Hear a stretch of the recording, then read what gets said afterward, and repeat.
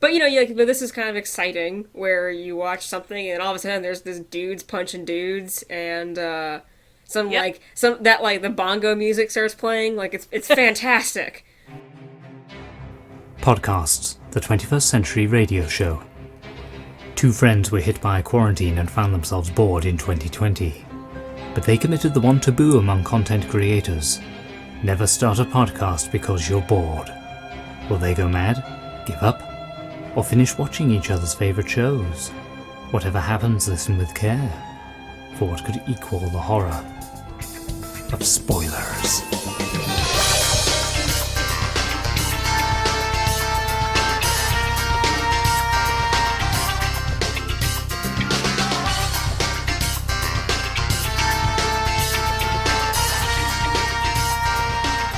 Welcome to the Sin and Violence Podcast. I'm Kara. And I'm Ginger.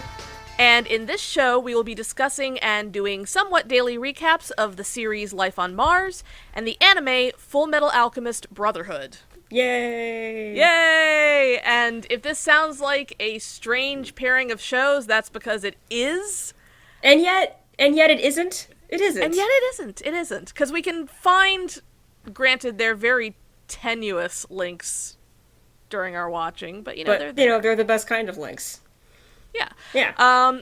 So for people who may be completely new to one of us or both of us, might as well lay out who we are. You go ahead and start. Sure. My name's Ginger, sometimes better known as Random Funk around the internet. I'm a graphic designer by day, freelance illustrator by night, and yeah, that's pretty much it.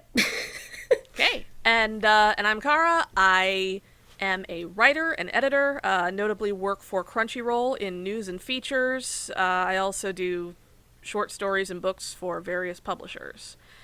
And yet, I have never seen Fullmetal Alchemist. Which is just absolutely shocking to me. I thought that if you're in the anime industry, you have there's a checklist of shows you've had to have watched or something. Like everyone's seen this anime. That's the actual sin. So I mean, you're not wrong. In fact, that's one reason that Crunchyroll did the Naruto rewatch, is we realized a lot of people on the staff hadn't seen Naruto. But imagine my surprise though, because Fullmetal Alchemist has had 2 anime series, 2. Yeah, and some films. And some films, and the 2 series are 7 years apart. So I just assumed, which is a thing you should never do, that you had seen it, which is part of why we decided to do the Sin and Violence double block power hour. Yeah, and I think the Sin and Violence name just kind of came around after the first night, because the thing that we commented on the most in Life on Mars was the violence. I mean, there's plenty of other stuff always, but the thing we commented on most in Fullmetal Alchemist was so much sinning. There's so much sinning. And we're like, haha, it's Sin and Violence night. And then we went, hey, what if it was a podcast? Because we're both bored. Because that's the phrase that everyone should not be saying right now. We should make this into a podcast. Well, we've got a lot of time on our hands. We do. Okay, so that's the basics. It's us. We got bored and wanted to share shows. Yeah. And I think, so why did you want, so I knew I wanted you to see Fullmetal Alchemist because I feel like you need it for your anime cred. Why did you want me to see Life on Mars? I just want everyone to see Life on Mars. Okay, that works. I have shown it to many people. But, I mean, also it's genuinely a good show. It's got a lot of, England has 6 actors, so obviously it's going to have familiar actors. And there is the big reason I want people to see it now is because it's got a 3rd and final season just about to be in the works. So if you're going to watch it, now's a good time to get started so you're ready. Cool. Can you tell me, so give me a refresh, because I totally remember everything. What is the basic layout for Life on Mars? Tell people, I gotta give people your elevator pitch for it. What is it? Life on Mars is the story of a modern-day cop who gets hit by a car, wakes up in 1973, and he might be back in time, he might be having a coma dream, he might just be completely nuts, or it might be something else entirely. And then there's a whole bunch of violence. Cool. and just give a recap of Fullmetal Alchemist for the one other person in the world besides me who hasn't seen it. For the one other person who hasn't seen it or read it or seen it again, Fullmetal Alchemist is the story of two brothers who commit the ultimate taboo of alchemy, which is trying to bring back their dead mom. These are not spoilers. And because of that, one loses his body and one loses some limbs, and they're on a quest to get their bodies back. And by the way, alchemy is like magical science in this show. So, yeah, I mean, I'd obviously heard of Fullmetal Alchemist. I knew basics about it, like I knew the characters. I knew that it was very popular. I knew that there were multiple series. I sort of knew, like, the fan favorite characters. Okay. Yeah, that would make sense, yeah. Yeah, I mean, I knew... I didn't know what a lot of the characters' deals were, but I mean, I knew who Edward Elric was. Like, okay. You can't not know who Edward Elric is just by, like, osmosis. I knew the State Alchemist uniforms, and I think I knew some basic imagery from it. Okay. Yeah. I feel like in your industry this would be about what you would know. Yeah, I mainly knew it from cosplayers and from news that would roll in. So mainly I had a visual understanding of it. So when a character comes along, I'm like, oh, hey, I've seen someone cosplay this, which is kind of how I was with Naruto. But yeah. Yeah, and I have far less knowledge of Life on Mars. I knew that you really liked it, and I knew the story of Sam Tyler's name because of you. The other thing I knew I knew it from like one joke from the thick of it, and then I knew that it was basically prescribed to me to be like, oh, if you don't really like John Sim and Doctor Who, you really have to see him in Life on Mars because he's like really good in Life on Mars. And I was like, sure he is. But yeah, that's basically all I knew about Life on Mars. yeah, it really is one of those shows. Exposure-wise, it's kind of the opposite of Fullmetal Alchemist, where it's like you can't help but know it if you're in certain circles. With Life on Mars, it got a BBC America play.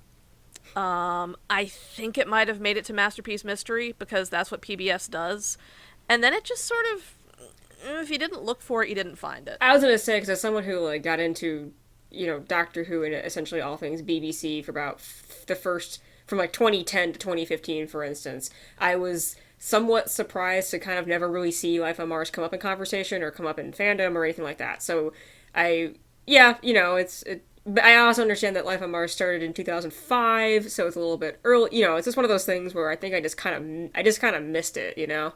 Actually started in 06. Okay, fine, whatever. Early 2000s. As a response to Doctor Who. Okay, fine. I stand corrected. No. It's the revival of Who was first, and it was sort of like we gotta ride this, but sort of ended up becoming its own thing. Okay. That's why I find it hilarious that John Sim went on to be on Doctor Who. Because it's like, well, fulfilled that. And, like one of the things I think about, obviously this is very fun to watch, our friend get into the thing that we really like. But I think it's funny when I think about, for myself, like, Ginger, why do you like Fullmetal Alchemist? Because it's not super obvious as, I'm a person who there is no rhyme or reason for why I make fan art of a thing. Anybody who's known me for a prolonged period of time knows I don't really draw a lot of fan art of much things. And I've never drawn Fullmetal Alchemist fan art, I don't think. And I have been into this show since it was on, when the 2003 anime was on Adult Swim, way back in the day, which I don't remember when exactly that was. I'm going to say 2005, that's my popular date right now. 2005 is when everything happened, okay? But Fullmetal Alchemist was on Adult Swim, which, if you were a teenager, that was your way to watch anime back in the day, and if it was on Cartoon Network, that's what you watched.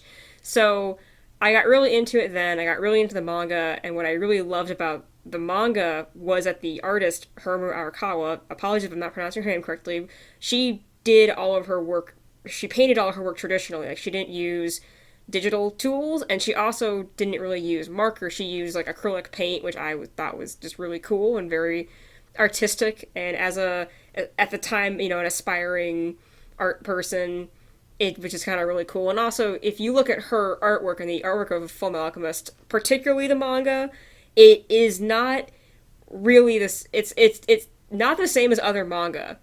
She jokes in one of the art books that her characters look really fat compared to other characters from other series, and she draws, bear men and all these things that really make it stand out. So the whole thing I just found very inspirational to kind of go from. And also, Fullmetal Alchemist Brotherhood, which is the anime version we're watching right now, that follows the manga closer, if not to the T, whereas the 2003 anime really doesn't. It's almost like a separate series entirely. Like, one of my things has been telling Kara about all the changes from the other anime. Like, in the original anime, it's like this, and in the 03 anime, it's like this, and da-da-da-da-da. But, one of the things I noticed with Brotherhood is, because I actually rewatched the show earlier in the year, was how tightly written it is, and how there's tons and tons and tons of characters, and they all play into things in the end, which is really very fascinating from both just an entertainment standpoint, but also when you are a person who likes stories and writing, and at one time maybe fancied yourself a writer. It's you're like, wow, this is very well crafted and very well done. So it's a great package of a series. Yeah, it's one thing I will say, even as an anime fan, one of my difficulties with shonen series is just the constant introduction of characters. I promise these all pay off.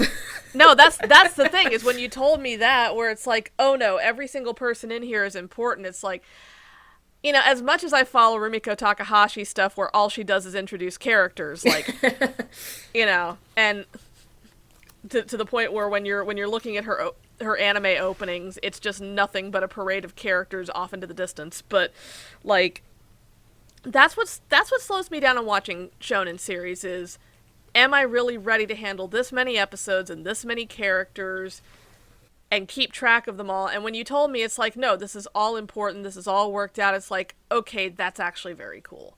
That's extremely promising. Mm-hmm. Yeah. So I love the characters I've seen so far. Of course, we'll talk about that, and I'm looking forward to seeing how it all fits together. For me, for Life on Mars, as a writer, also just as a fan in general, it really was, and I'm talking about Life on Mars and Ashes to Ashes, as sort of one show.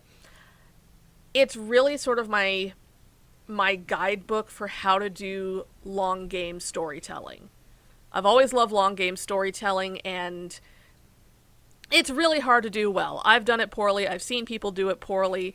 This is one I can go back and I can just hear lines that meant one thing when I watched it the first time and another thing when I'm watching it now. And also it's a really nicely done sort of laying things out in a way that doesn't smack you in the face, the occasional red herring, and it's without being so wrapped up in foreshadowing that you lose the story. And so it's like, it's one that you can just watch on the first go and genuinely enjoy it.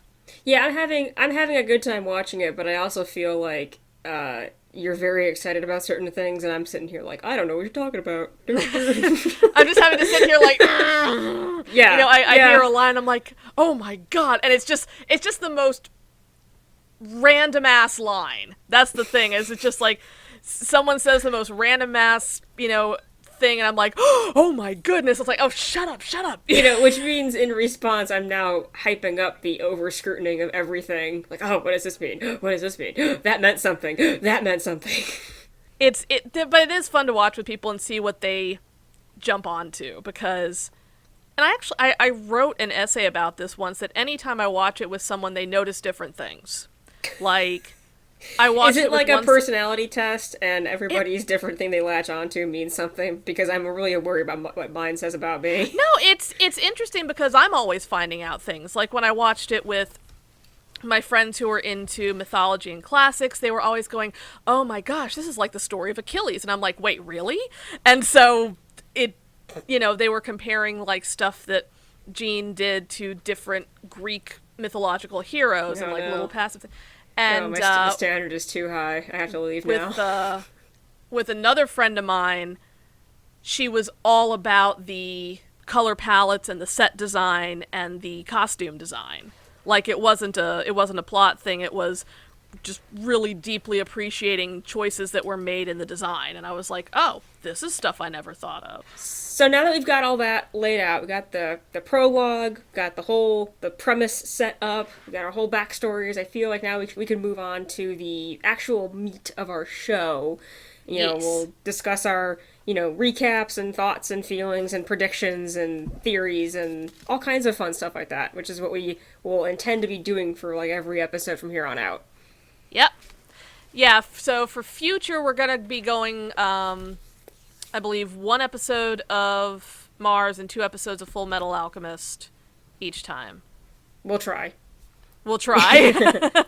That's or something along those lines. To start, we're doing 6 of one. We're doing 12 of one and half a dozen of the other, basically. Yes. Because at this point, we're 6 episodes into Life on Mars. We're 12 episodes into Brotherhood. Mm-hmm. So, to start with Life on Mars. Yes. So do we want to go episode by episode quickly, or do we want to just take the whole bunch for each one? Well, here, as I said earlier, I think my problem is going to be trying to remember every episode by episode. Yeah, because timeline-wise, for people not in the know, which is nobody besides ourselves, we started watching these things last Monday? Something like that. And time is forever for me right now. Everything feels like forever ago for me. So the idea that I'm like, this feels like we've been doing this forever, and we've only started like 9 days ago. Yeah. So everything happened so much. I might not remember everything clearly. Let's see. What do you want to do? Do you want to do a recap? Yeah, let's do some quick recaps. Okay. So, Life on Mars. We have Sam Tyler. He is a modern day, and when I say modern day, I mean 2006, contemporary police officer in Manchester whose his girlfriend has just run off to investigate a kidnapping case. And for all he knows, she is gone, and as he is standing outside his car, grieving her, he gets hit by a car himself. And, he wakes up in the year 1973, and he is no longer the DCI of his department. That is a fella named Gene Hunt, who is a son of a bitch who will kill you on sight. Who is Kara's favorite character. He's so good.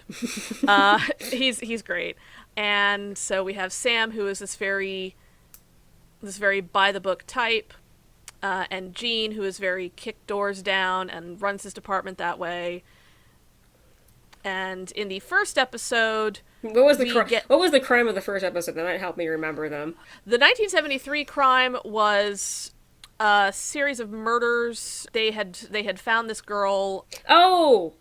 She was basically it was the same kind of murder that he was investigating in the modern day. Yes, the noise canceling murder.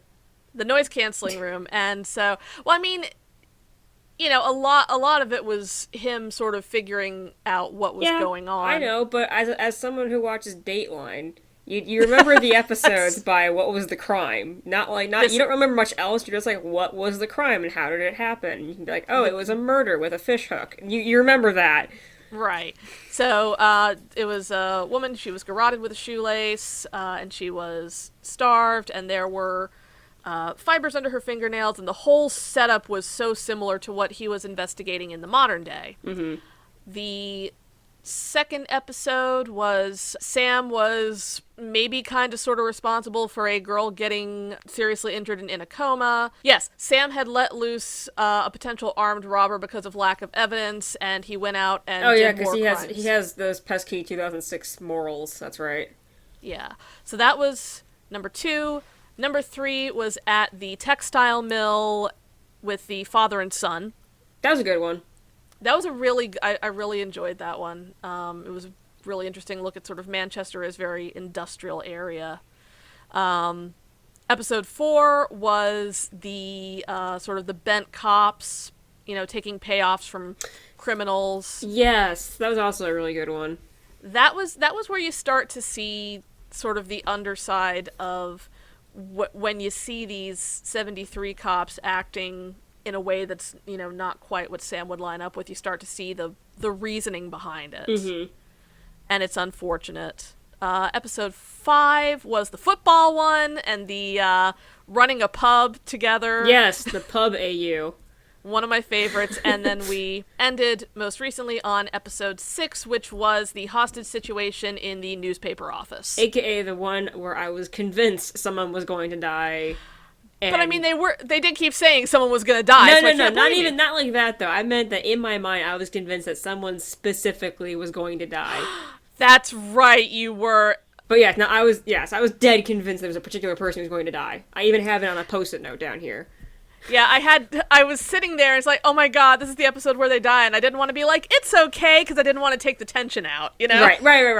I had the same thing with you several times already with Fullmetal Alchemist. Yeah. Okay. But I mean, one of those was I really like them, and then they die. That's what happens in Fullmetal Alchemist. Yeah, now I'm like, I really like them. I'm just not going to get attached. Don't get feelings. Feelings don't come back to haunt you. Don't get feelings about anyone and anything because they'll die. So in the future, I promise that the recaps are not going to be this brief and this kind of short, but obviously we're trying to cover a lot of ground and not take up too much of your life here. But so if you're asking me, the new person, about what did I think about Life on Mars, so my first comment, actually I'm just going to be really serious, which my first comment is, I am really impressed by John Sim as an actor.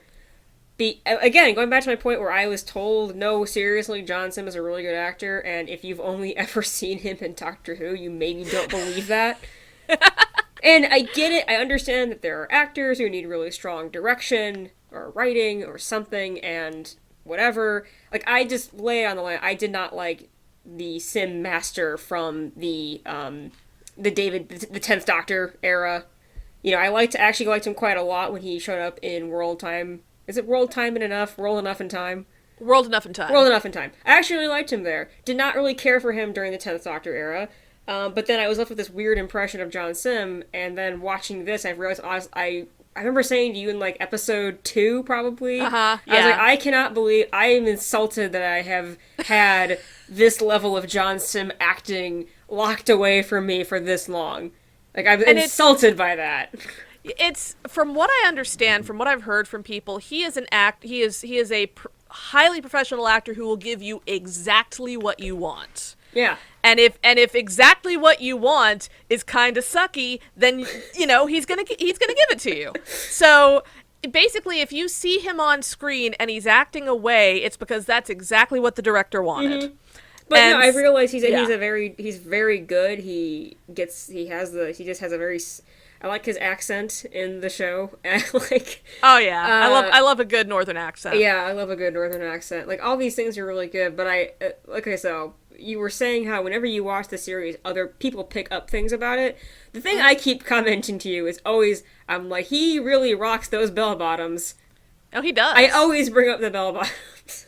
They did a very good job of getting the 70s outfit, but I will absolutely point out they picked a very good outfit for him. No, it's a good look. This is one of those things where I think because it's so 70s. It's very 70s. Everyone says how fashion always comes around, but I'm just like, bell bottoms for men did not come back around. No, they did not.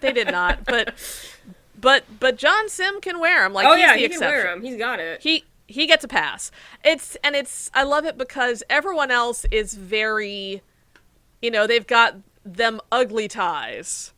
I'm sorry, boys, those are ugly ties. But everyone else is in CID is the worst of the 70s. And yeah, that's about right. It kind of I look at it and it just kind of smells 70s. It's that you can just see the smoke hanging in the air. Exactly. You can see the smoke. You can hear the beige. Yeah, it is impressive. But yeah, I mean the color palette, the beiges and the then you go back to the modern day in the first episode, and there's a lot more sort of blues and chromes. Oh yeah, and I also want to mention my favorite thing that we have to see every single episode is Sam Tyler getting hit by a car, because that effect is pretty funny. I am listeners, I am not a very serious person. I'm just putting it out there. But I'm not saying it's like ha, but it's just one of those. It's 2006 effects. So Sam Tyler getting hit by a car, and you see it every episode. It's pretty funny. But I will say that opening is a bop. It's pretty good. I like it. It's stuck in my head on a pretty routine basis now. I dig it. So Life on Mars is the violence half of the Sin and Violence podcast, and one of my favorite things watching it with Ginger is whenever, and we're in like text chat when we watch it. Whenever someone gets up and squares up to beat someone up, she's just like, yeah, yes, violence. It's, and we have a lot of that. They say there's a place in entertainment for instance, just schlocky action movies. You don't really care. You're just like, I just want like a good action movie. This is kind of what it is. Like I said, I watch a lot of Dateline, which is a documentary style by the books police it's not very exciting. You know what I mean by that. But but this is kind of exciting, where you watch something and all of a sudden there's this dudes punching dudes, and the bongo music starts playing. Like it's fantastic. It's like, I got to appreciate a show where just two dudes just start fighting in the middle of a hospital when the nurse comes in to break it up. That's the scene I show people to get them to watch. And also, like, it's just it is funny in the sense where, like, I like to say it's because I'm an artist person, but you can whatever it means. But it's just really funny to see, like, John Sim is a fairly thin looking small dude in a way, and he probably isn't very small, but he just looks small compared to your guy, Gene Hunt. I forgot the actor's name, I'm sorry. Philip Glenister. There we go. He's just kind of a small guy compared to him. Like, and you were saying to me, I said something, I was like, how can he be taking on Gene? And you said something like, well, Sam has high dex. Yeah. Sam is like, if we were going to do this D&D style, Gene's Paladin. Is he though? Is he? Yes, he is. Okay, yes, he is. No, it's yes. Okay. Okay. In Life on Mars, I'll put him more towards just murder hobo. He's more of a fighter class in Life on Mars. He's more of a fighter class. He'll take some. He'll cross class later. Exactly. But, okay. Yeah. And Sam is very much much more of a dex based. Yeah. But yeah, no. One is a strength class. One's a dex class, and I still love the scene when they're. I can't remember which episode it is. It's one of the ones we've seen, obviously, where they go in and they just take the stolen TVs from the hippies, and one of them knocks out Gene, and Sam runs up and punches him, and he's like, "Oh God, punching people hurts." Yeah, you haven't built up those calluses yet, Sam. Yeah. Just give it a few more episodes. You'll be punching people left and right. Well, it's that whole thing about how you should punch somebody with your knuckles, not your fingers, right? Yeah. So if you're ever gonna draw somebody punching somebody, for instance, make sure you have the fist in the right position, because if you punch somebody with your fingers, all you're gonna do is break your fingers. And do not tuck your thumb in. No. You're gonna break your thumb. Thumb on the outside. I'm looking at my nails doing this, and I have really long fingernails, listeners, and so I'll just claw somebody out while I'm punching them. That is also good. Yeah. But and also we're getting the nice mix of what's going on in 1973 versus what's going on in hospital coma world, and how those play off each other, how much of which is real, and of course that's always Sam gets his little intro every week. Or he gets hit by a car every week, yeah. Or where he gets to say, am I mad, in a coma, or back in time? I would say one of my favorite things about the show, and you kind of have prefaced this to me, but I've observed it and I've really liked it, is the fact that it. See, again, I don't know what's gonna happen, people, so don't judge me. Right. But if you're taking this as a time traveling show or whatever, in time traveling the genre, I think you get the inclination where the modern day character is always the correct one, and he's going back in time to fix those rubes in the past and their stupid barbaric ways, no matter if it was 30 or 300 years ago. And what I found really interesting so far is Sam is not always right. And this is sometimes even like a 60-40 split of 60% of the time he's wrong. You know, where he goes into this being like, oh, well, we'll do... You know, for instance, in the second episode, I believe it was, where he saying, we have to let the guy go because we don't have the evidence. And then he kills somebody, right? Yeah, so then he kills somebody. Or he very much injures her. Okay, that was it. Okay. Yeah, Sam is like wiping her blood off the street because Jean... Oh, that's it. Yeah. Jean is like, you were going to clean this up because this is your fault. But, you know, you're kind of like, you know, as a modern day person, you're going, well, Sam was correct, however, Jean was correct, maybe more so. You know, and so I think that's been really interesting to see that, how stuff just, you know, Sam's not always right. And I think trying to I think that's just a thing people want to do more, is I want to go back in time and I want to fix the past because I know what's right, and it doesn't really work that way.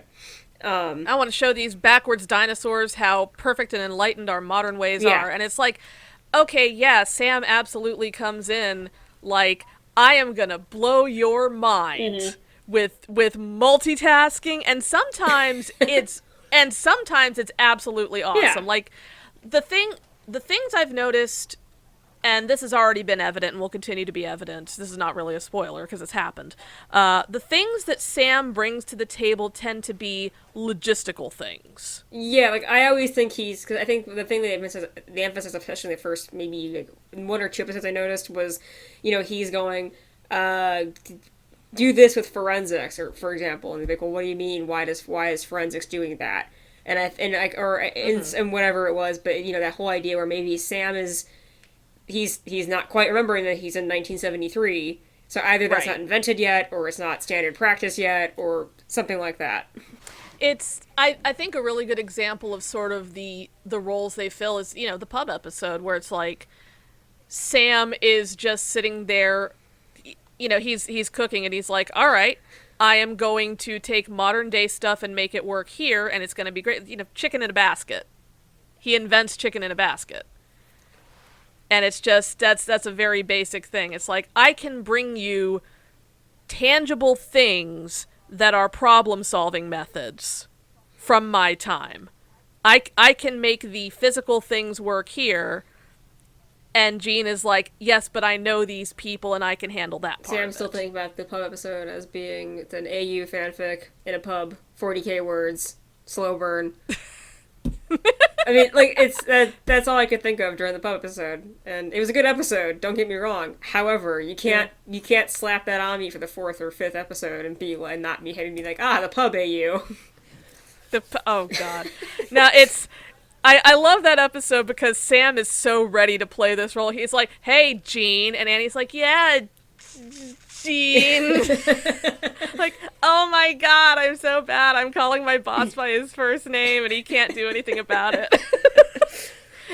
Annie is a blessing. Yes, that's the other thing I like. So I like Annie. Annie's good.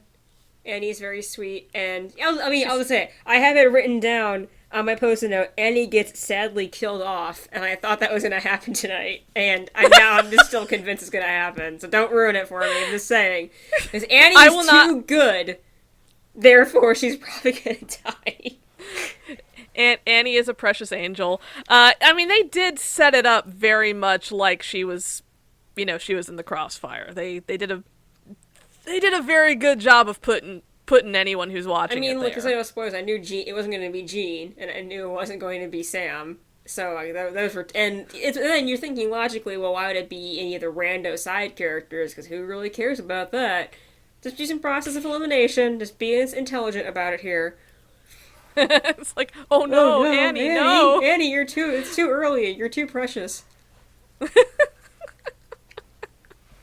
Jackie Queen. I kept forgetting this was an episode where she was She's Jackie Queen, who.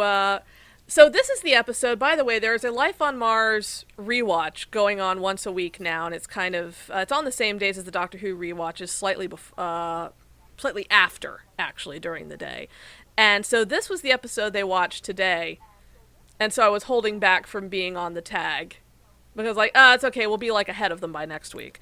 I was like, I swear, if you ruin this for me on Twitter. Nope. I only made a couple of comments on stuff that was like behind the scenes stuff. But one thing I thought was entertaining is they were talking on Twitter and they're like, Jackie Queen, I just like her name. And I wanted to be like, man, it's almost like a JoJo's Bizarre Adventure name. and neither of the dudes know. They don't know JoJo. Yeah, no, it's yeah, correct. It's a fun name. She's an interesting character. She's a Oh yeah, we have an agreement with each other where we said like if we have any ideas or predictions that the other person has to respond with Yeah, I'm having to so much, but I think we're both having to actually. Do you want me to give an idea, a theory that I have? Please give the theory, and okay, I will. So I have a theory. As I'm trying to think intelligently here. I'm trying to think thematics. I'm trying to think beyond the obvious. I'm like, he's not in a coma, nor has he time traveled. I know television. This is where my brain's at. Here's my prediction. Sure. It's probably very wrong. So one of the things I noticed in probably the second episode, whenever Sam was in a tank top and he's sleeping, okay, I was like, hey, he has a medallion on. And as a Catholic, I recognize these things. I know saints' medallions when I see them. And Kara so kindly told me it's a Saint Michael... Christopher. It's a Saint Christopher. God, I don't know what I'm talking about. Saint Christopher, sorry. Oh, now I remember why I should remember Saint Christopher. Anyway, it's a Saint Christopher medal, which is the patron saint of travelers, correct? That's correct, yeah. Saint Christopher was it's might be an apocryphal story about, he carried the baby Jesus on his shoulders across a river. Yeah. Yeah. So patron saint of travelers, which you're like, oh, he's traveling through time or something like that. But my thing is, well, Sam is wearing a saint's medal, which is not really something a lot of other people do. So here's my theory. Sam is dead and he's in purgatory because Catholics believe in purgatory. Remember, Catholics, I can say these things. Or my other idea this is on my post-it note. Sam is dead and he's in purgatory in smaller text. Or is he in hell? ? And I did the thing. Yes, thank you. I'm just saying, like, it could be a nothing detail, but like I said, I recognize saint medals when I see them, which is a interesting kind of accessory for a character to have. It was a very cool part of his costume, I thought. Mm-hmm. Also, I'm just gonna say this, and this is a behind the scenes thing that is one of my favorite things ever. That's once in a while, someone would go up to John Sim on the set and be like, wake up. You're in a coma. Did he ever punch somebody? I feel like I would do that after about 20 minutes. I don't know. I don't know, but I feel like knowing the writers, they probably did it for exactly as long as was funny, and then once and then twice more. But yeah, no. Okay. All right. Cool. I'll take it. Exactly. I had forgot one thing. I'll say again. I've watched it so many times, and when I go back to the very first episodes, I keep forgetting how long it takes for Ray and Chris, Ray Carly and Chris Skelton, to do anything. Ray and Chris, my beer sidekicks. Because I was saying earlier, because I had noticed that Chris was kind of, we were joking that Chris has kind of adopted a role as Kohai to Sam. He's so sweet. So, like, I was noticing more Chris, but then I was like this Ray guy, the character Ray gets a lot of, he's very prominent in the credits, but he hasn't really done a whole lot. Yeah, he's kind of stands behind Gene and chews gum. Chews gum aggressively, sarcastically. He chews gum sarcastically. He definitely chews gum sarcastically. By the way, the actors, Ray is played by Dean Andrews, who, as I love to remind Ginger, has a dog named Raymondo after his character in this, which I think is we ended the episode. I think we were saying something, and then the preview for the next episode comes up, and it's like, oh, suddenly it's a Rey-centric episode. So suddenly so much Rey. Suddenly Rey in the next episode, so that's forthcoming. And Chris is played by Marshall Lancaster, who, if you've seen Matthew Graham's 11th Doctor episodes, the Ganger episodes, he was in that. So that's why he looks so familiar.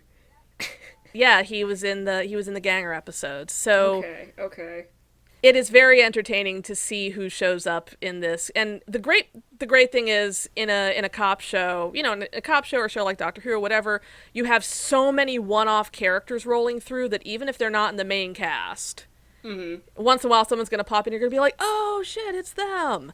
So right. I love a rotating guest cast. Do you have anything else you want to say about Life on Mars, or can we roll on to Fullmetal Alchemist? I think we've covered the episodes so far pretty well. Yeah. All right. Cool. Alrighty. On to the anime time. We've done the violence. Now it's time for the sin. So for Fullmetal Alchemist, the reminder, we're watching Brotherhood, which is the 2009 anime series, aka the one that follows the manga more. This is not fair to say, but it's one of those things where if you... Probably the best quote-unquote experience to enjoy Fullmetal Alchemist is to see both the 2003 series and the 2009 series. But if you're short on time, like us, you can. I would always say to watch the 2009 series, just because, again, it follows the manga, and I like it better, so that's why you should watch it. We watched the first 12 episodes, which encompasses the beginning, and then you get your basic outlines of what's going on. You get your stories of how Ed and Al were two cute little boys, and their dad left them when they were very young, and their mom died when they were also very young. And Great time. And so Ed and Al learned alchemy, which in this world, again, in Fullmetal Alchemist, alchemy is the art of deconstructing, reconstructing matter, and everything that is performed there, something of equal value must be exchanged. So it's a 1-to-1 trade ratio kind of thing. So it is like magic, but it's like science magic, and that's how it goes. Yes. If you're familiar with alchemy in any barest sense, from if you've ever studied beginnings of chemistry, or if you've ever played video games that have it, you probably have an idea of the alchemy thing. So in the first few episodes, we have the first episode, and then we have the story of that, and we have an episode where they go to a town and they dethrone a false priest, a false prophet kind of a thing. Yeah, that guy. God, him. Then there's him. And the thing is, if you've seen the 2003 series and you've seen the 2009 series, you're aware of how quickly they rip through some of those stories in the 2009 series, because by episode 4 is the first of many heartbreak episodes. It's the one with sweet Nina, who gets turned into a chimera with her dog by their dad. So, one thing I will say of, when I said I know certain things about Fullmetal Alchemist, Sho Tucker is one thing I absolutely knew, because you can't not When know. we watched that one, I tweeted, I'm so sorry everyone, but Kara has now seen that episode of Fullmetal Alchemist. Like, I saw them come to the house, and I saw Nina, and I saw the dog, and I went, it's this one. As I said a lot, it's a lot worse in the 03 series, because in the 03 series, it's 2 episodes. You get really attached to Nina. No, God, it's a 2-parter. My quote for the first week of our episode watching was saying, in the 03 series, this was a 2-parter. You had to go through this twice as long. Yeah. And then we got introduced to Scar, who is currently just this mysterious guy with red eyes and a sweet arm sleeve tattoo, who is destroying everything and killing state alchemists. Then that causes... Yes, I'm trying to really go through these episodes. That causes Ed and Scar fight. Ed's arm breaks. Ed has a fake magical robot arm called Automail. So he has to go back to his hometown to meet with his mechanic, who is the Elric brothers' childhood friend Winry, and she will fix his arm. There's lots of romantic tension between Ed and Winry. This is not a spoiler. Yeah, it's not. So they do that, and on the way to the town, they meet with this guy named Dr. Marco. I'm only on episode 6, people, and Dr. Marco was formerly a state alchemist, and he helped develop the Philosopher's Stones that the military use. And the Philosopher's Stones are a thing that Ed and Al are seeking. So the Philosopher's Stone can bypass the rule of equivalent exchange with alchemy, and they're thinking they can use it to get their bodies back. Then he gets his arm fixed, and so then the Elric brothers, Dr. Marco was not going to tell them flat out Philosopher's Stone stuff. He's like, it's a big sin, guys. It's a very big sin. Don't sin for this stone, people. Sin. It's the sinner's stone. So instead he gives Ed and Al a lead to go into Central City, which is the central city of this country that they're in. And that's where all the military operations are based, and go there, go to the library. That's where all my research notes are. They go there, I'm going to skip over a lot of things. They decode the research notes, and this is not a spoiler, because we're only on episode 8. The Philosopher's Stone is made of people. It's the Soylent Stone. Yep. So, they're like, Ed and Al are very horrified by this, but they decide to go into this place called the Fifth Laboratory. The Fifth Laboratory is supposedly closed down, but it's next to a prison, and so Ed and Al are like, I bet you that when they killed prisoners, they turned them into Philosopher's Stones. I don't know why I'm laughing about this.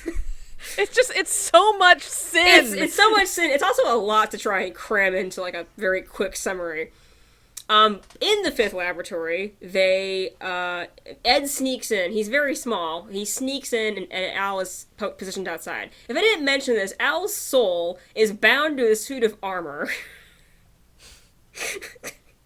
Hang on. So Al's soul... Hope you're all keeping up. Al's soul is bound to a suit of armor because when he and Ed did the human transmutation on their dead mother, for some reason... Either I can't remember, or the show never explains it adequately. I have a hypothesis, but Al's whole body gets taken away. Ed's leg gets taken away. But Ed, he crawls over to a suit of armor and uses his blood to draw a soul alchemy seal and binds Al's soul to said suit of armor. So Al has been a suit of armor for about 4 years. Never eating, never sleeping, never pooping. Just uses a suit of armor. Anyway, so Al's outside its laboratory. And, hey. I'm glad this is our takeaway, never pooping. I was gonna say, waiting until the day he can eat quiche, but okay, yes. Never pooping. So he's outside, and so Ed and Al both individually fight other animated suits of armor who were serial killers. Ed... Just take this out. I keep saying words that I know make sense to me, but they do not make sense to anybody who has never seen the show. So Ed and Al fight separate suits of armor who are inhabited by the souls of serial killers. Ed inside gets... He ends up... His arm kind of breaks because Winry, when she was tuning up his arm, forgot to put a bolt in, so his arm kind of on him. He defeats the suit of armor, and he's about to get an answer. He's like, why, like, who created this, or what's the story behind here? And then the suit of armor gets skewered by, I forgot about the homunculus. The homunculus show up. The homunculus are these, so far, are this shadowy trio that we have seen since the Priest episode. And one's a lady who can make spears out of her fingers, and she curse stabs through one of the blood seals and kills him. This other one is a shapeshifter, Envy, and he comes through and he stabs the other seal and the other thing, and that goes that. Al, meanwhile, out in the courtyard, gets the one he's fighting, makes Al think that Al was never a real boy, that Ed created him, and... and so Al has his angsting episode next time. So the homunculus group blow up the Fifth Laboratory because it was the site of... They did create Philosopher's Stones there, but the homunculus, as far as we know, are basically saying... They're saying to Al, they're saying to Ed, we can't let you die yet, but we also can't let you know anything here, so they have to blow up all the Philosopher's Stone sinning research. So, there goes that. Next episode, is Al angsts about not ever being a real person, and then Winry gets mad at him and knocks some sense into him, and then the boys make up. And then episode 10... Oh my god. So this whole time, there's been an absolutely wonderful character named Maze Hughes. He's awesome. I love him. Everyone loves him. He is Fullmetal Alchemist dad. Everyone adores Maze Hughes in this fandom. He has a lovely wife and an adorable 3-year-old daughter. And you love him loves them both a lot. So much. He loves them so much. But as we have now been aware, he's too good to live. So, the thing about this episode that you're going to end up seeing is that in episode 10, where Maze Hughes gets killed, he uncovers basically the thing that's going to come into play about 20 episodes from now. Hooray! Yeah, like, Hughes figured it out way in advance. So at least it wasn't for nothing? Right, and I mean, that's just true, though. I haven't even mentioned, like, Roy Mustang or anybody. I have too much to recap, guys. But then, favorite character dies. It's terrible. And if you're like me, you have now seen this death happen 3 times. You've seen it happen in the 2003 anime series, in the manga, and in the 2009 anime series. And if you decide to watch the live-action movie, you see it 4 times. Oh my god. It's the worst. And then they make me watch the funeral. The funeral, and his daughter's crying, and she's like, why are they putting dirt on Daddy? He can't get up and go to work. It is the worst, people. I've ruined it for you, but, like, if you've ever seen Fullmetal Alchemist, you know what I'm talking about, and you know it is the worst. I see you nodding. It's the worst. Yes. And then episode 11, so then what we watched today... We're almost there. So what I realized, actually, is back-to-back-to-back episodes are very interesting. So in episode 10, Hughes dies. In episode 11, a baby is born.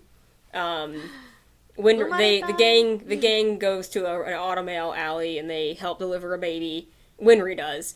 And then in episode 12, the Elric brothers go and they go back to talk to their teacher, Izumi Curtis, and that's not a spoiler, it's happening in the episode, they find out that she also performed human transmutation, and she performed it on her stillborn baby, and has internal organs, her payment, like how Al lost a body and Ed lost some limbs, Izumi lost internal organs. The obvious implication being that, for trying to revive her dead baby, she can't ever have children. So, so you have death, baby born, very sad backstory of a baby that was born not alive. So, that's on that note. That is where we are. It's a lot to go through. I am so sorry. It's a very rushed synopsis.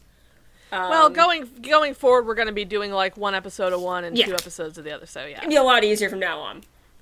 But, we finished the episode tonight, and I was telling Kara that this is kind of why watching both anime is a good idea, is because where we are right now, I believe, is about halfway through the other series.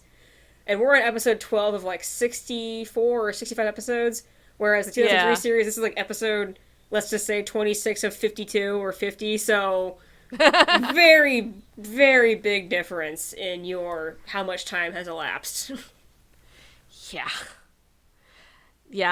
I mean, that's the thing that happens a lot, though, is, the anime gets made while the manga is running because it's popular, and then you get one of 2 things happen. You either get all the filler, or you get just, once it's done, remake it. Yeah, and I honestly am glad that FMA was lucky enough to get another anime adaptation, just because upon rewatching this one earlier in the year, I knew that this one was better to me, but I was also like, no, this is really, really, really better. Just because, especially, the manga is such a good story. It's so well done.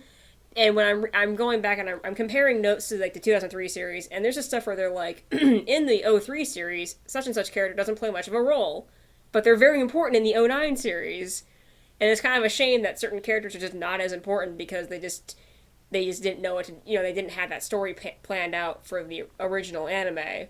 So I feel like this one's a lot better, just because, again, you're utilizing all your characters, and no one really goes to waste. And also, the story is really good, so that's pretty good. And I think also you have the I was talking about Long Game with Life on Mars. Once you're to the end of the manga, and I'm sure I've already seen this come into play, and I just don't know it. Mm-hmm. But once you know the ending, once you have the ending there, you can sort of pitch the entire story a little better. Yeah. You can lay the groundwork for things. You can know that when a character says a certain thing, it's going to mean this later. Like, I know Fruits Basket was one that, it got remade, and once the manga was over, there were, like, characters who were entirely different because of things that were, Yeah, I was also part of the Fruits Basket train, yes, I remember that one. Yeah, so, I'm actually kind of glad, because I think if I had started watching this on my own, because I am a weird completist, I would have started with the original. And that's fine. Again, like, I watched it back in the day, and I really, and it's not a bad show, and the thing that really is interesting is that there's so much. So the O3 anime not only adapted parts of the manga, but there were, like, light novels and things that they adapted into anime episodes. Ooh. Which I have some of those, because back in the day, I was really, really, really into Fullmetal Alchemist. And the thing is that when you're 13, 14 years old, it's a lot more economical to buy a manga than it is to buy the anime series in 2005. Right. This is back when anime was still expensive on DVDs. Oh, God, yeah, before you could just, like, get half-season box sets for $20. or stream it with ads or buy a subscription, Yeah. But... yeah, so, like, that, I mean, and again, like, I don't try to say, I would honestly say, you could probably, if you watch, like, the first half of the O3 anime, you'll, and then just go back into Brotherhood, that would probably do you really well, because the O3 anime, the second half goes on a completely different bent, a totally different story, it's all, like, original to the anime, it's really weird, not really weird, it is weird, because it's Fullmetal Alchemist, but it is its own thing, yeah. And I will say that I've probably mentioned this several times too, since I have spoiler, but I'll be vague about it. There is one character in particular who is vastly different in the two, to the point where like the treatment of this character in the O3 anime is almost insulting compared to, like, their character in the O9 anime. It's really good. Oh, I promise, it'll be so good.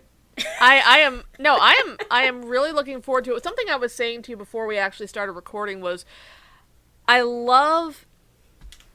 just love how the show is put together. I love that they will low-key broadcast you a revelation about 10 seconds before they actually say it. Mm-hmm. And they, with camera angles and facial expressions. Yeah.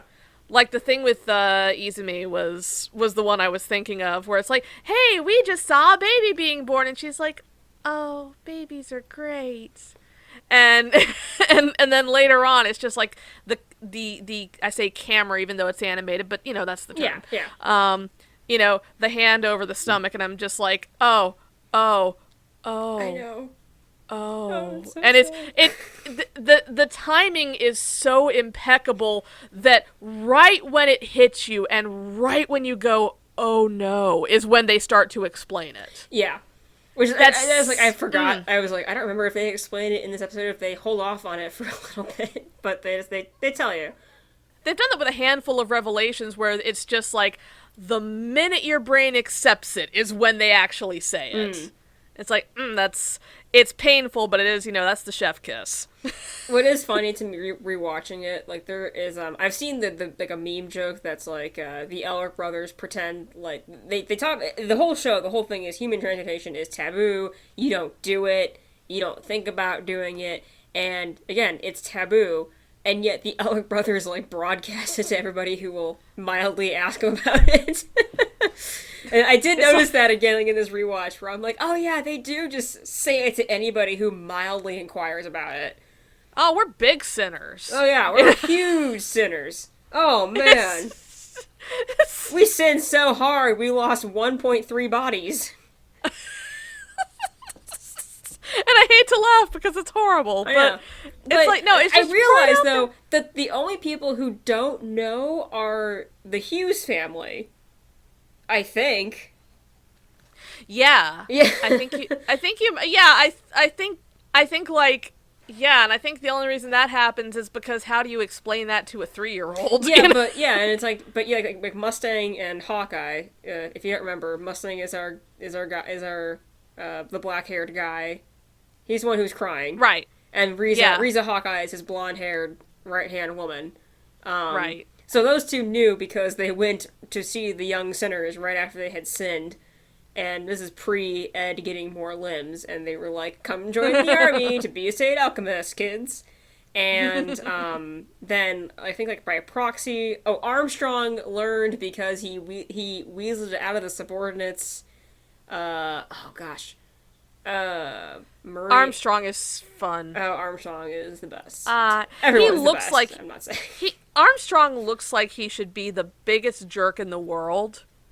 Like, you look at him, you're like, oh my god, this guy is going to be such an arrogant jerk. But he is arrogant for good reason, and he's also lovely. Yes, he's very lovely. And it's funny you say that I'm so used to seeing Armstrong and being, a big friend, that I don't even think to someone who's never seen the show that he looks scary and intimidating. Yeah, when I first saw him, like, oh my god, what's this dude gonna be about? And then he's just like, I am so proud of you, let me take off my shirt just to show you I can't contain my pride in you. And it's like, you're such a supportive fellow. Yes. You're so weird, and yet it's heartwarming, and I can't think why. I cannot explain why you are such a friend. Because he's big and tall and protective, but he's also friend-shaped. Armstrong is friend-shaped. It's like, this should weird me out, but it just makes me feel happy. That's a lot of Fullmetal Alchemist. This should weird me out, but it's sweet. Yeah. Such as Al. Yeah. Oh gosh. Al has always been my favorite. He has since the original. My favorite. Back in the day when they released the 4th volume of the manga, they actually released a special edition where you could buy the manga by itself or with an Ed figurine or with an Alphonse figurine, and I bought with the Alphonse figurine. And also Al has, like contemporary as opposed to flashback. Al has 2 forms. He has big imposing suit of armor or gray cat face lump. Yes.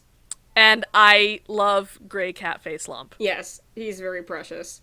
He's so blushy. He's like, oh my goodness, a baby. And just, he's so good. Don't be mean to him. Yeah, and it's funny because you pointed this out, but I also remember seeing this in the manga where this show has very, very, very dark, serious moments, and then the next second they go into chibi mode.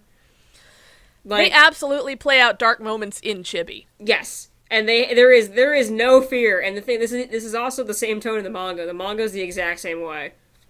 They're like, oh, we found you floating half dead down the river, depicted in chibi. Yes. I appreciate Arakawa's commitment to chibi. Yeah. And the thing is, I always feel like I personally feel like it never ruins a moment. Because you get it. Like, you get it. When the serious moment happens, you get it. You are feeling the feeling. But because they also go to the chibi thing or the humor or whatever kind of like right afterwards, it makes you focus back into the story a lot of times without being bogged down by the angsty angst of angst. It was, the first time I saw it happen, I was actually in the back of my head going, why has this not taken me out of the moment? It was sort of this side thought of, that should have bugged me, but I'm still here. Yeah, I think it's because the show recognizes that, okay, we get it, the audience is sad now.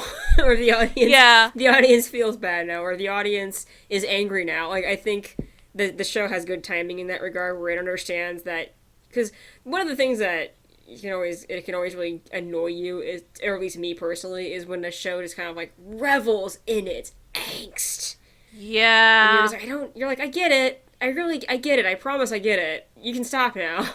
I think what I might take away from it is she's confident enough in her story. Mm-hmm. She's confident enough that the story can carry itself that she's okay with doing that. That's true. That's good. It's pretty brave, and it's like, yeah, she knows she's good. I was going to say, one other thing I've noticed in an amusing fashion, again, as someone who's seen this whole thing a few times, sure, is, this is a series that has 5 openings and 5 endings, so I think we're gonna do for a theme song shift next episode. Oh. So you get lots and lots of pretty animations and pretty artwork and everything like that. But what I didn't realize was how very prominent the Elric brothers, like their mom and their dad are in the openings, and especially because like their mom is already dead. Like, yeah, mom is dead. Dad is, as far as we know right now. What did you say today? He left. He went out to the gas station to pick up some sin, and he never came back. Yes, and this is still true right now. Their dad has left to go pick up some sin, and he hasn't come back yet. But him as a younger man is in the opening, and we don't see that for a long time. But then he and the mom are in the opening, and I know, and I'm remembering, oh yeah, and they're in this one, and this one, and this ending, and this, and it's like, it's just interesting to me. So I'm like, oh, I never noticed them as prominently featured as they are. And in fairness, this whole fiasco would not have happened if not for those two. Yeah. But no, I love a well done anime opening, and a lot of times that means, oh look, it's stuff that I'm clearly not going to understand for a while. Yeah, I think it's funny. There's a couple of characters who are in the first opening that don't even show up until after the first opening. Those I really. I love openings like that because once they come along, it's like, oh, it's you. I've heard about you. I've heard about you through my eyeballs. Heard about you through my eyeballs. Yeah, now I'm thinking back to the Slayers openings that always had a character from the original novels, but who never showed up in the actual anime. Oh. Lena's sister. Okay. And it would be like, she would show up in the openings and she was never in the show. And I think in Slayer's Try, she at one point she actually held up a sign in the opening. She was like, "Yep, still not here." But so far, I've learned my lesson after Hughes. Don't get attached. Oh. You'd think that after all the Sunrise shows and giant robot shows I watch, where Sunrise just mid-season always just takes a turn completely to the opposite, kills off 10 people, and then changes theme. Speaking of shows I need to show you. And so you'd think I'd be used to it by now, but I forget because I start to like someone. Do you have any predictions or theories? I know we're really, really early ball in this, but do you have any ideas or things beyond characters dying? I mean, yeah, I always have to be. So the thing is, and it's hard for me to put this into words in a way that's going to make sense, but I joke about how the opening is always, well, not always, but almost always explaining what alchemy is, explaining what the law of equivalent exchange. I forgot about that. They keep just bashing that over your head, and I keep feeling like, Ed and Al's entire quest is get their normal bodies back. Mm-hmm. And it's like, we keep hearing about equivalent exchange. We keep hearing about this and that and the other, and it's like, I just feel like once we get there, well, I mean, obviously it's not going to be that easy because it's a shonen series, it's an anime, and it would be kind of unrewarding if it's like, fairy godmother comes along, bops him on the head with a philosopher's stone, and everything's fine. It's not... Obviously, it's not going to be like that because, this is clearly a well-written show, but it's like, we've had the concept of exchange, of loss, of things going wrong, drilled into us so much that I feel like... How do I put this? I feel like there is literally no way for this to just happen. I feel like... I feel like this is going to come at a loss, and I'm sitting here going, what's the exchange gonna be next time? That's sort of my fear, is like, yeah, I know they're looking for the Philosopher's Stone. We know it's made of people. We already know that even the Philosopher's Stone is not a free pass. Mm-hmm. So I'm just sitting here going, oh God, what's the exchange gonna be this time, and who's gonna make it? That's kind of where I am. Okay. I mean, the reason I said it's a little harder to predict is because, again, there is stuff that you don't even know about yet. Yes. You know what I mean? And I understand it's difficult to try and say, what do you think episode 63 is going to be like? Yeah, I mean, generally with a show like this, the real plot is gonna, sweep my legs out from under me in episode 30. Or episode 40 or whatever. It's like... I'm trying to think. You might actually be right. Yeah, it's just like I've seen enough anime to know where this is going. It's like I know that you're toddling along and you're watching your show that's going one way, and then all of a sudden, bam! Here's the real story, and you're like, oh shit, okay. So, I mean, I'm sure we're watching the real story, but you know, something's gonna latch in later, and that's where I'm gonna be able to go, oh, okay. But there is so much focus on, you know, the balance between loss and gain that it's like, where's that gonna drop us in the last episode? What's our final lesson on this gonna be? I will say this, I did remember today that in the O3 anime, they also began every single episode with, like, a recap of what alchemy is. But it was a lot shorter, and it was said by Al's voice actor, so it was very friendly. Aww. And it was very cute. Speaking of friend-shaped. Yeah. Yeah. Every big person in this show is friend-shaped. I see where Ed is coming from. I would do pretty much anything for Al too.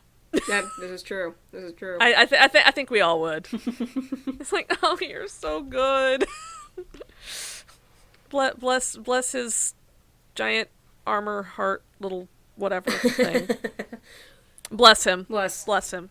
All right, so yeah. I feel like that's we got our summaries. I think that the way we should wrap it up and end it is with our best of. Okay, so what would we say so far has been the best violent moment from life on Mars?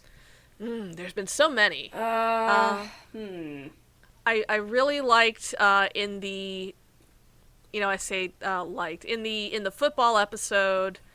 I do like where they all just kind of ran out, balls to the wall. Just like, this is Sam's first big fight. With like, that's the one where they were all getting into the vans, and Sam was like, where are the helmets? Where are the riot shields? Yes. And they're all just like, you know, hey, where's your spiked baseball bat, Sam? Not literally, but you know. I think my favorite so far is if I'm not gonna say that, I just liked Gene busting open a beer bottle or a something bottle. Right? Oh yeah. And did he hit it over somebody's head, or did he like break it on a table and was going to shank somebody? I think he was going to shank somebody. Okay. Gene breaks so many things. It's a mild violence, but that was my favorite bit of violence, if only because it's just you know. I mean, come on, it's classic. Yeah, I also do like when he just in the pub. Okay, no, this is my final answer. It's in the same episode. It was a football episode. The pub episode. The pub episode. The pub AU.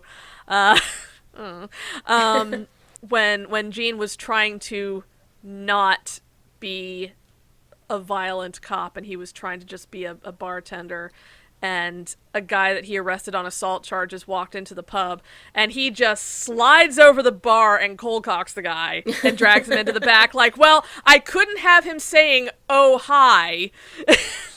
And then when he wakes up and starts to walk out, Gene just, like, baps him again. So it's like...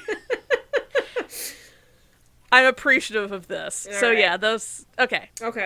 So, best sin moment so far... The biggest sin, I mean, obviously the biggest sin is the first sin, but... Biggest, from Fullmetal Alchemist, okay. From Fullmetal Alchemist. Let's see. Yeah, I think right now it's a bit hard to quantify things, and I'm trying to think about doing this on a daily episode basis, but... I mean, it'll be, you know, it'll be an episode by episode basis. It'll be like, you know, tonight's best violence, tonight's worst sin. I think, I guess the human transmutation, and it also was really funny, as we point out, the intro of every episode of FMA has this breakdown of alchemy and blah, blah, blah.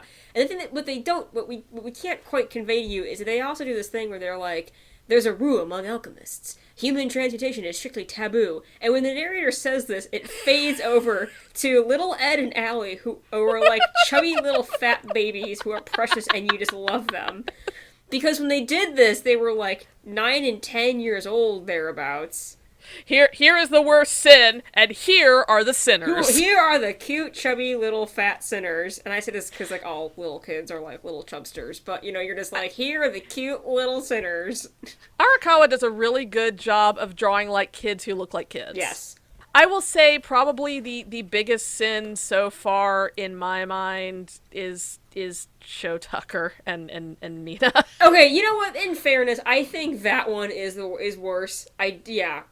Sure, fine, get the whole thing, blah blah blah. But like that one is genuinely awful because you could argue from a point that the Elrics transmuting for their mother was an act of love. They wanted their mom back because they loved her. Tucker did what he did because he's a horrible person. Because he had evaluate. What is it like when you have evals the next day, but all you have lying around is your daughter, your dog, and a piece of gum? Yes, that's exactly what I said. Just. And that's, like, the motivate, and it's really a bummer. I will say in the O3 anime, and this will be my catchphrase, I think it did show that, maybe he did love his daughter kind of a bit, but was driven by madness or something like that, kind of like an insanity sort of thing. But, like, in either series, he's a monster. Yeah, I actually, like I said, that's one thing that I knew about the show, because you can't not. One day for Crunchyroll, it was... we do character birthdays and voice actor birthdays and stuff, and it was Gendo Ikari's birthday, fictional birthday, and so I did an article that was anime dads that make Gendo Ikari look like a saint. Yeah, that's fair. And Show Tucker was like number one on that list. Yes. It's like, yeah, it's like getting in the robot is fairly mild compared to this. Yeah. Oh yeah. It's bad. So let's take that back. Yeah, the human mom thing. No, the human transmuting of your daughter and your dog. Yes, that is the worst sin. Yeah, that is the worst sin. So yeah, I guess that's us caught up for now. And this is a longer episode. From now on, they're going to be shorter because we're going to be doing like sort of 1 and 2 episodes at a time. Not 12. Not exactly. Yeah, so this will be a slightly longer cut, but, that's okay. Thank you so much for listening if you've cared to participate so far in the show. Mm-hmm. Yeah, thank you so much. We'll be very interested to hear what people think. Hear your own thoughts, and if you have any questions for us, as long as they are non-spoilery questions, because remember, she hasn't seen all of Life on Mars, I have not seen all of Fullmetal Alchemist. Yes, please be a good sport, because we're actually enjoying these things so far, so please don't spoil things. That'd be very appreciated. Yeah, I think both of us really want to see each other's reactions when the shit hits. That's my. It's like, I know that's your feeling, and it's definitely my feeling. Yeah. So, it's gonna be lovely. Yeah. And for varying degrees of lovely. Yep. All right. So that is it for this long first episode. Once again, I am Kara. I'm Ginger. And we need a catchphrase or an outro slogan. And this was the Sin and Violence Podcast. A podcast of equivalent exchange. Get it? Yes. Because we're... Yes, I know. I got it. Okay.